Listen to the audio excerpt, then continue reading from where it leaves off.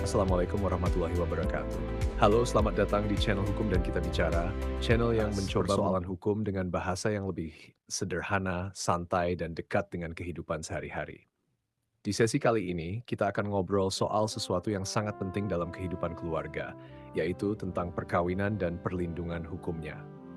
Karena begini, banyak pasangan merasa, kami kan sudah menikah secara agama, sudah sah, dan memang benar, secara keyakinan dan agama itu sah, tidak ada yang meragukan itu. Tetapi, dalam praktik hukum di Indonesia, ada satu hal yang sering terlambat disadari. Kalau pernikahan belum tercatat oleh negara, maka perlindungan hukumnya juga belum lengkap. Nah, masalahnya biasanya baru terasa ketika muncul persoalan. Misalnya saat mengurus warisan, akta kelahiran anak, BPJS, harta bersama, sampai ketika terjadi konflik rumah tangga. Di situ orang baru sadar bahwa buku nikah ternyata bukan sekadar formalitas. Jadi hari ini kita akan bahas 4 hal sederhana. Pertama, apa risiko kalau perkawinan belum tercatat? Kedua, apa itu itsbat nikah? Ketiga, syarat hukumnya bagaimana? Dan keempat, langkah praktis pengajuannya. Santai saja, kita bahas pelan-pelan. Sekarang kita masuk ke bagian pertama, risiko perkawinan tidak tercatat. Kalau saya boleh analogikan, pernikahan yang sah agama, tapi belum tercatat negara itu seperti rumah yang sudah dibangun bagus, tapi sertifikat tanahnya belum ada, rumahnya ada, keluarganya ada, hubungannya nyata. Tetapi ketika muncul urusan hukum, posisi kita bisa jadi lemah. Ada beberapa risiko yang sering terjadi. Pertama, soal hak waris dan harta bersama. Kalau suatu hari terjadi sengketa, pasangan bisa kesulitan membuktikan status hukumnya. Kedua, posisi pasangan, terutama istri, jadi lebih rentan kalau terjadi penelantaran atau kekerasan dalam rumah tangga. Ketiga, status anak kadang menimbulkan persoalan administrasi hukum tertentu. Keempat, urusan layanan sosial seperti BPJS, administrasi sekolah, atau dokumen kependudukan bisa jadi lebih rumit. Kelima, kondisi seperti ini kadang dimanfaatkan oleh pihak yang tidak bertanggung jawab untuk melakukan poligami tanpa kejelasan hukum. Keenam, ada tekanan sosial atau stigma di masyarakat. Dan ketujuh, ketika muncul persoalan nafkah atau tanggung jawab keluarga, posisi hukum pasangan menjadi tidak sekuat pasangan yang perkawinannya tercatat resmi. Makanya saya selalu bilang ke klien, jangan tunggu masalah dulu baru mengurus legalitas keluarga. Apa itu itsbat nikah? Nah, sekarang kabar baiknya. Kalau dulu pernikahan bapak dan ibu sudah dilakukan secara agama tetapi belum tercatat, hukum masih memberikan jalan keluar. Namanya itsbat nikah. Sederhananya begini. Itsbat nikah adalah permohonan ke pengadilan agama untuk mengesahkan perkawinan yang sebelumnya sudah dilakukan agama tetapi belum tercatat di negara.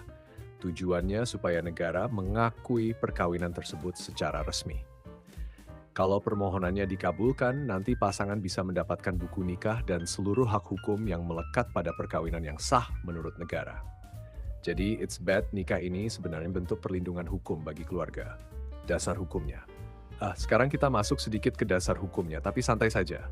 Dalam Undang-Undang Perkawinan, negara memang mengatur bahwa perkawinan perlu dicatat agar memiliki kekuatan hukum administratif. Kenapa negara mengatur begitu? Karena negara ingin memastikan hak suami, istri, dan anak terlindungi dengan jelas. Jadi, pencatatan itu bukan sekadar birokrasi, justru itu alat perlindungan hukum. Kemudian dalam kompilasi hukum Islam juga dijelaskan bahwa itsbat nikah bisa diajukan sepanjang perkawinan tersebut memang sah menurut agama dan tidak melanggar larangan perkawinan menurut hukum. Artinya negara masih membuka jalan untuk melegalkan perkawinan yang dulu belum sempat dicatat. Langkah pengajuan itsbat nikah. Sekarang bagian yang paling praktis. Kalau bapak dan ibu ingin mengajukan itsbat nikah, biasanya dokumen yang disiapkan antara lain, satu, fotokopi KTP para pihak. Dua, fotokopi kartu keluarga. Tiga, surat keterangan dari kepala desa atau lurah yang menerangkan bahwa benar pasangan tersebut suami istri. Empat, kalau salah satu pasangan sudah meninggal dilampirkan akta kematian. Lima, bila ada surat keterangan dari KUA terkait status perkawinan sebelumnya, bisa dilampirkan juga. Enam, surat permohonan itsbat nikah. Dan kalau sebelumnya pernah bercerai, wajib melampirkan akta cerai. Jadi sebenarnya dokumen-dokumen ini cukup standar. Banyak yang biasanya sudah ada di rumah. Kemudian untuk legalisasi dan administrasi materai biasanya mengikuti ketentuan administrasi yang berlaku di daerah masing-masing.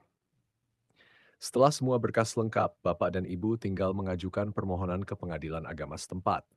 Biasanya pihak pengadilan juga punya layanan informasi yang siap membantu kalau masih ada yang membingungkan. Jadi jangan takut duluan mendengar kata pengadilan. Dalam perkara itsbat nikah, tujuan utamanya justru membantu memberikan kepastian hukum kepada keluarga. Nah, sebelum kita akhiri pembahasan kali ini, saya mau titip satu pertanyaan sederhana. Kalau suatu hari keluarga membutuhkan perlindungan hukum, apakah semuanya sudah siap? Karena kadang yang terlihat sepele hari ini bisa jadi persoalan besar di kemudian hari. Kalau perkawinan bapak dan ibu belum tercatat secara negara, sebaiknya mulai dipikirkan untuk segera diurus. Bukan karena hubungan kalian kurang sah secara agama, tetapi karena keluarga juga berhak mendapatkan perlindungan hukum yang jelas. Terima kasih sudah mengikuti pembahasan kali ini di channel Hukum dan Kita Bicara. Wassalamualaikum warahmatullahi wabarakatuh.